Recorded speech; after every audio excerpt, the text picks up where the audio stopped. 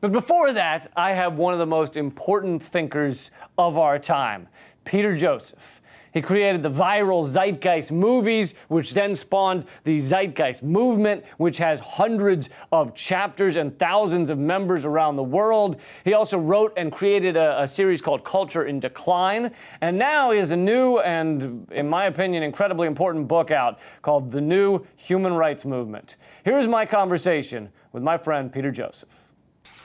Peter, thanks for being here. Oh, my pleasure, Lee. Always a pleasure. So, I'm just going to jump straight in. We're going to get some of the basic structural stuff out of the way. When we grow up, as we're growing up, we're sold a religion. And this religion is bigger than Christianity. It's bigger than Judaism. It's the market economy. Yeah. And we're sold it every day of our lives. And we're told it's good and it makes everything right and it will solve the world's problems. And you just got to believe in it. What's wrong with that? The faith in the invisible hand of the market, which eventually, like all religions, evolved into the orthodox, intolerant view of neoliberalism. So, you know, it's very convenient to think that there's some internal dynamic in our economy that's self-regulating, that's the term, that there's an equilibrium to be found.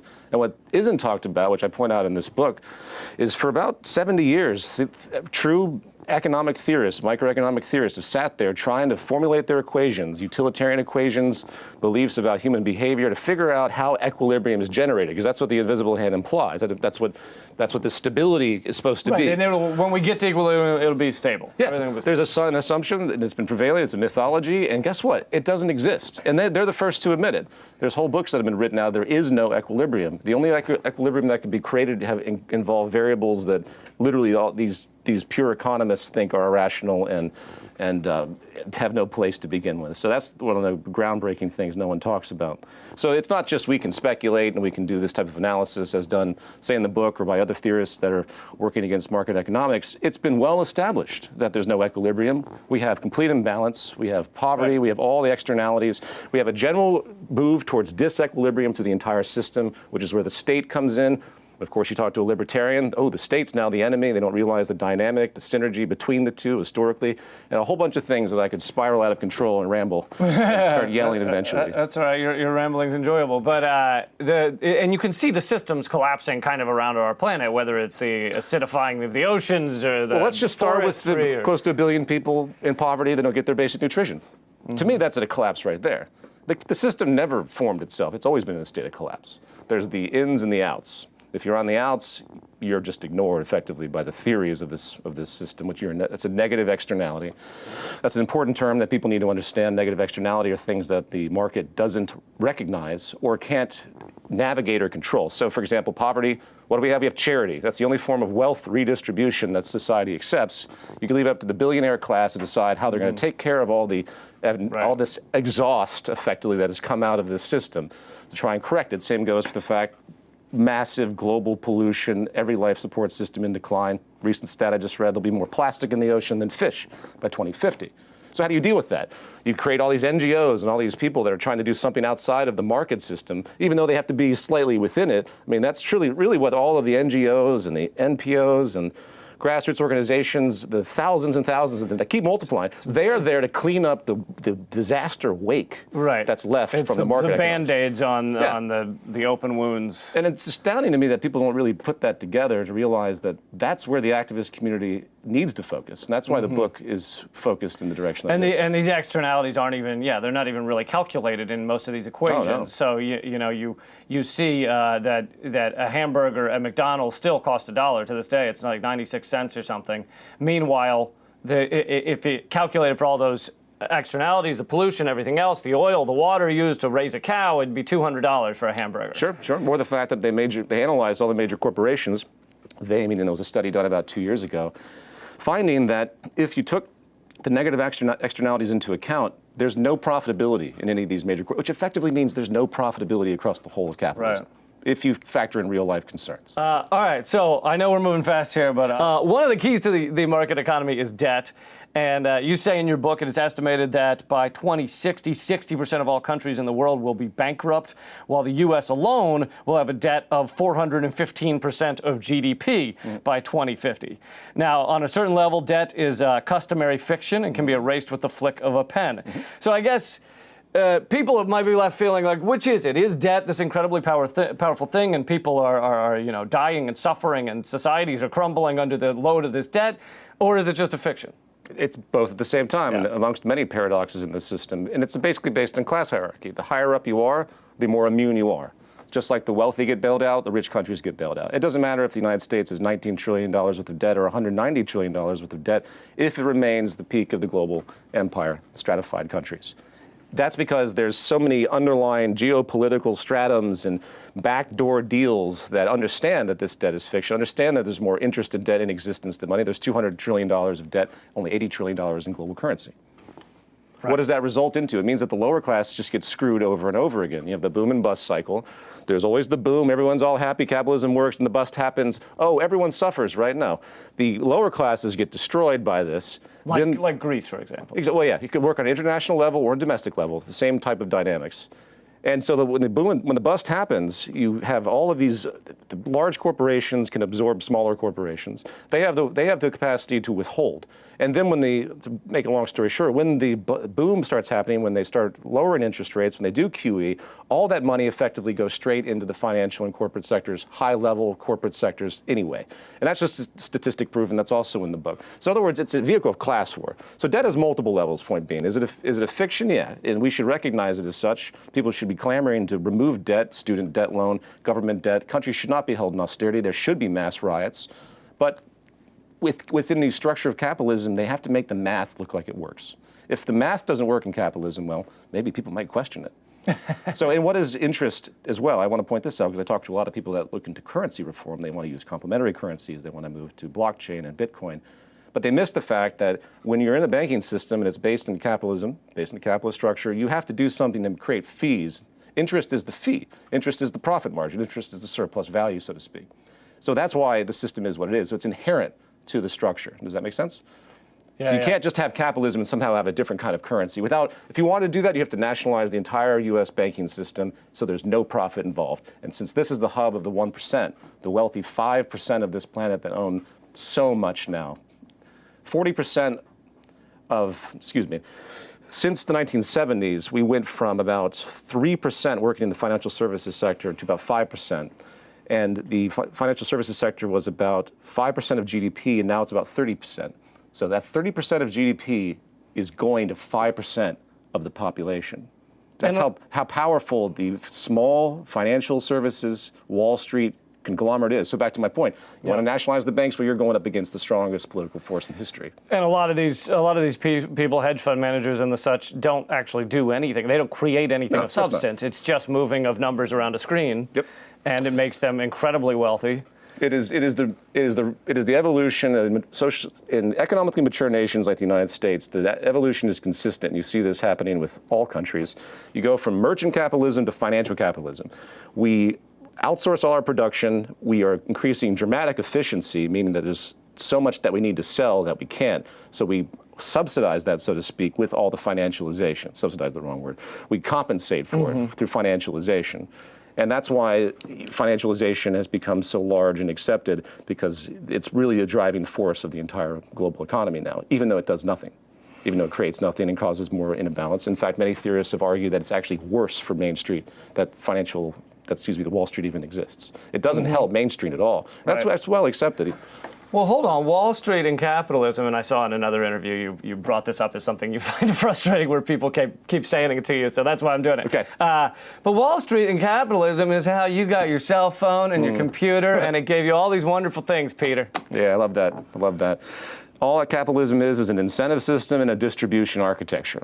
So what happens inside of that is left to the will of the individual's gaming. So yeah, you can get efficiency. With the rise of technology since the Industrial Revolution, exceptional levels of efficiency has been created through design, through intelligent ingenuity, not through just the incentive structure of wanting profit. So basically, technology came along with capitalism, and everybody points to capitalism as the thing that got them all those, good health devices and all that stuff. But I'll put it this way: during the Second World War, there was this merging hatred of communism. Obviously, the U.S. capitalist hegemony did not want to have anything to interfere with it, which of course bled into the Cold War for a long time and still basically exists in its weird echoes, as you know. And what they did, and the social planners, so to speak, government and big business got together and they tried to convince everyone after World War II, and keep in mind, the United States just terrorized the entire world with the atomic bomb.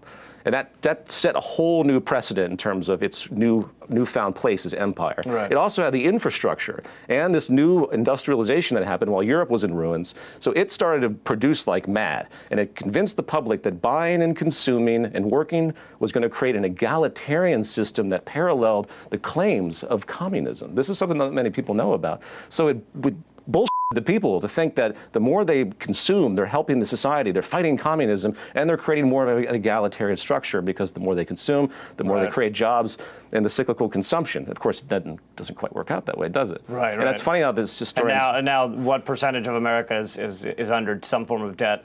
And, less than 62% have less than $1,000 in savings. Oh, yeah, and it was something like 50% can't get past a $500 emergency. Yeah, oh yeah. And so that's the bounty that we've been promised. 43% spend beyond their means every year because of saturation of debt. It was the 1970s the credit expansion came forward, because with the surplus goods that were being created, again, this very positive thing that happened since the Industrial Revolution, this increase in efficiency and the ability to move from factories produce, like thousands of percent increase in factory production. So what do? You have to get people money to buy this stuff to get more money fueled to the upper 1%. Right. So that was when credit expansion really hit. And that's actually something that we could talk about this, and I don't want to deviate too far, but people talk about universal basic income. I'm in favor of this because it can help poverty, but there's a certain caveat to it. Basic income seems like it's getting a lot of people talking about it. It is. For once. Now here, and even like Zuckerberg and these billionaires talking about it. Now why? Because it satisfies that need to give the population something so they can spend back into the system to keep supporting it, and effectively, invariably, whether it's intentional or not, doesn't matter, it will just funnel right back up to the upper class anyway. But it's something. So that's the problem of it. But you support it because it's a half step. I support it because it would increase public health, and I don't want to see poverty. I don't want to see this kind of suffering that we see across the world. So if the United States did do that, you'd see a massive increase in public health, but it would still preserve the system in a negative way. Okay, I want to jump to the violence we see in our society with our military, but with a police militarization and really just one-on-one citizens, the rise of violent groups and things like that. Can that be connected back to the market economy? He says knowingly. Any student of history will see that social inequality, by whatever perceived level, whether it's economic, whether it's racial, whether it's nationalistic, whether it's Aborigines versus settled, colonization, all of that has produced conflict. And what is the root of that? It's exploitation. It's the slavery. When I was in school, it was taught that slavery in America was, the whites just felt so superior, and they would just enslave people because they looked different and had different beliefs. That's not at all what it was. We were using white indentured servants in the American colonies until it was discovered through the African slave trade, which existed prior, and which, by the way, these kings in Africa were selling the slaves outright. It had nothing to do with anything but money on both sides. So we realized it was a better investment to invest in slaves. Had no idea, didn't make any difference what they looked like. It was just easier that they looked different because you could catch them if they ran away. So there's more value to it as an investment. That's what it was. That's cost efficiency. That is the driving mechanism of capitalism. So not to deviate from your question regarding the violence, but why is it that we have all this interracial tension after 200 years? It's because we started with this foundation of exploiting an entire subclass, and the Black Panthers movement, the Martin Luther King, all of the tumultuous civil rights, the violence, the deaths.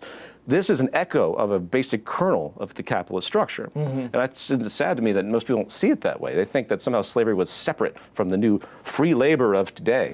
Yeah, it's free labor in the abstraction of free labor when you're backed into a corner. So yeah, I'm sure the people that are making 15 cents an hour. So you're saying there's not just something ingrained in us that makes us force another class down? Well, I'll say this: when lower reptilian brain reactions, basic biological behaviorism. There are clearly reactions that we can see in our primate brethren that when in fear, when in threat, we stratify, we get dominant. We create these things based on whatever the circumstance requires. Usually it's just like physical brawn and so on. But we also have the prefrontal cortex. We have this new emerging thing, the amygdala, the hippocampus. We have consciousness, basically. And the question is, what are we pinging now? And I argue that the system we have now is just constantly pinging the lower reptilian brain, not allowing the fruits of our consciousness and empathy to actually come forward. Right. So it is a part of us. And in fact, there's great examples of where the goal of, let's say, a store or shopping center is to get past that deeper thought. And I think it's called the Gruen Transfer, when you get into one of these shopping centers and slowly the lights and the sounds and the smells overwhelm you, and you get to a point where you finally are just like putting things in a bag without even thinking about what you're doing. Oh, sure. Well, think about the ethic of shopping for fun. Think, where did this come from? I mean, people that I know, if you hear women, I've heard this in the shows, oh, Saturdays are for shopping. There's such an abusive thing that's happened through advertising that has made people feel comfortable with the act of consuming, when it really should be the opposite. It should be an issue of social reflection when you engage in this system of economics, where you know that what you're doing does have repercussions across society. It's a basic sense of integration in society, as opposed to the douchebags driving around their car, the $250,000 cars, or the women with their $2,000 handbags, which are basically signatures of violence. Melania Trump, $56,000 jacket. I saw that. It's hard to even. How detached from your reality can you be? At least in the Great Depression, all the Rockefellers, they wised up and they would drive around in little cars. Right. They wore old jackets. Now no one cares. Now it's just flagrant materialism, flagrant vanity.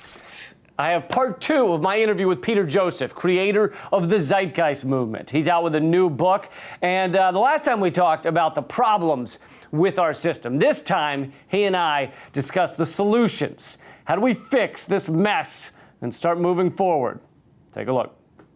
Well, the advertising gets to actually something else I wanted to ask you, which is, a while back for your other series, Culture in Decline, I did a thing on advertising and about how abusive they are to, what ads in general, to what they're trying to make us think and act. But I don't know what I don't think I explicitly said is that it's basically, the estimate is 1,000 to 3,000 ads and brand names a day, and they're all really selling one thing. It's need and solving that need with consuming, with consumerism. Is it possible to get past that system when we have that much advertising for this way of life? Like, there's just endless thousands and thousands of ads telling you this is the way it has to be. Well, here's the way I look at advertising, the rise of consumerism, which, by the way, I don't know if people know that consumerism, I consider it a pejorative. But actually, this is an economic policy in the mid-20th century. Consumerism is a theory that people should behave this way to help each other. It's nuts. Completely, again, absent. And after 9/11, Bush said, keep shopping, or they win.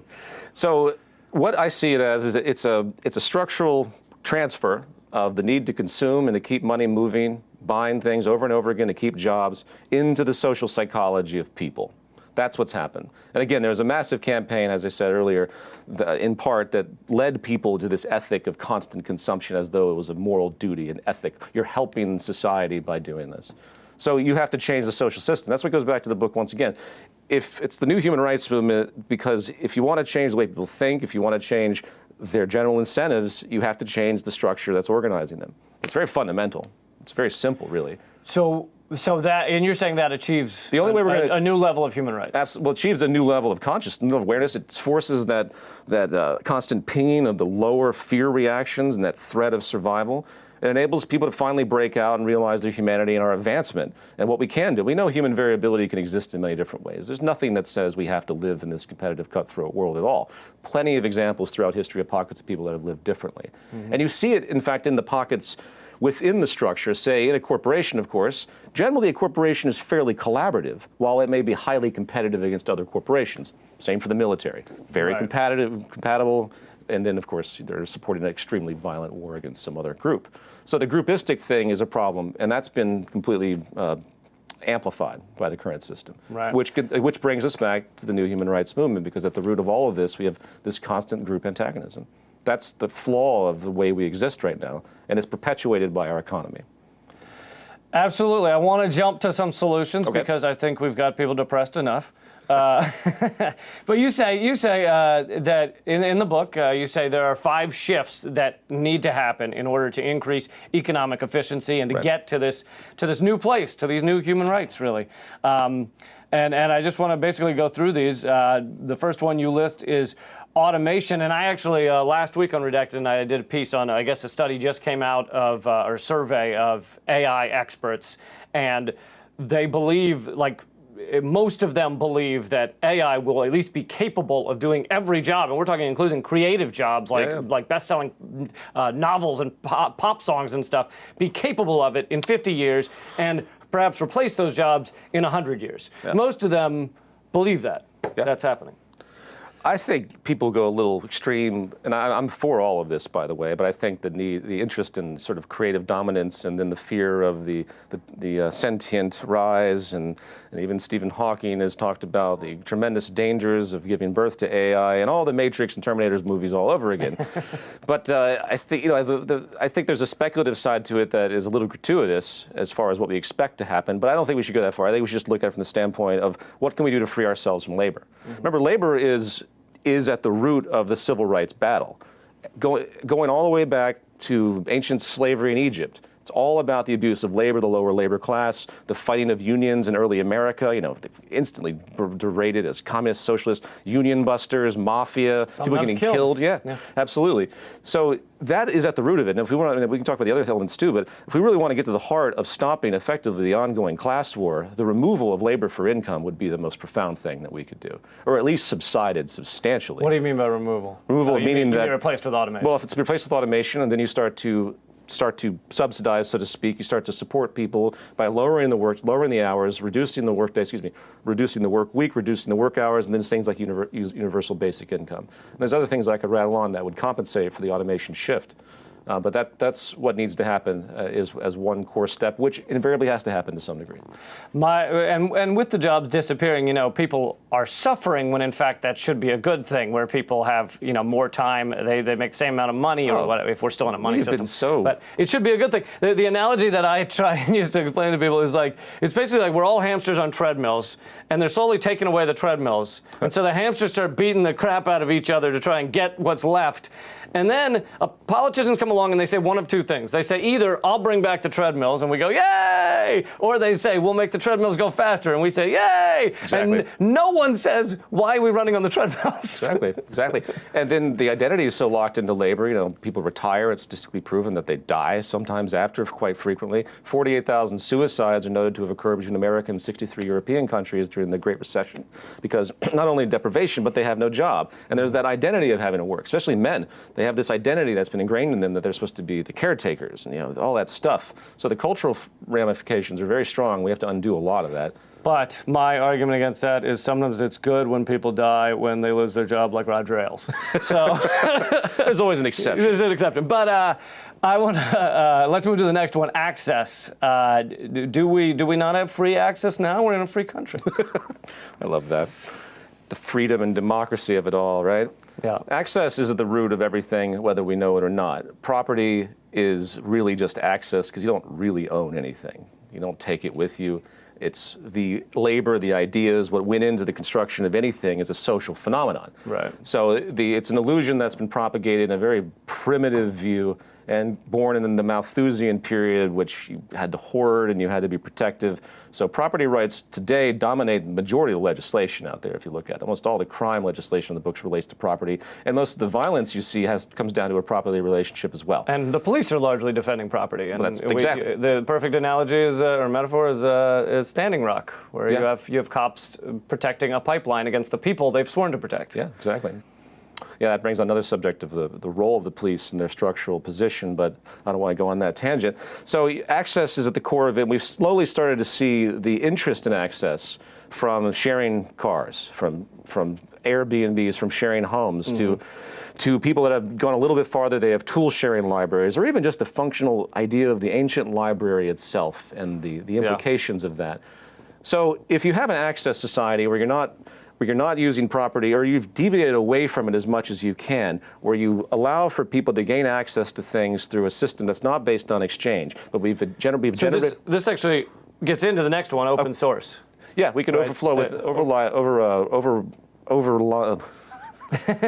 we can overlay that a little bit as well. So open source brings in the subject that effectively you have more efficiency generated through more minds focusing on something than just a boardroom. And that goes back to what I just said about the evolution, the social relationship to everything that we've created. You know, what goes into a computer is hundreds of years of investigation by countless people. I mean, honestly, thousands of years, when you think about the evolution of science. So on that historical level, that exists in the sense of collaboration. And then on the parallel level, if you, as has been proven by people that develop Linux, by all these other math projects, all these things I list in the book as well, creating a collaborative commons where people have access and organized capacity to design and innovate can now be extended to anything. Cars. You can use CAD, computer-aided design, computer-aided engineering. In the future, people will sit at a laptop with thousands of others working on a single project to try and make the best of something that could be made at that point in time, best of the best. And that would open the floodgates of innovation. So in other words, far more innovatively efficient. Yeah, without all this proprietary code, you could have people, things which would lead moving to along much quicker. And move to less waste. You'd have universal standardization. If people actually have an interest in sharing the ideas, hence you don't have all the crap, the noise, and the waste that. What about planned obsolescence? Right. What about localization?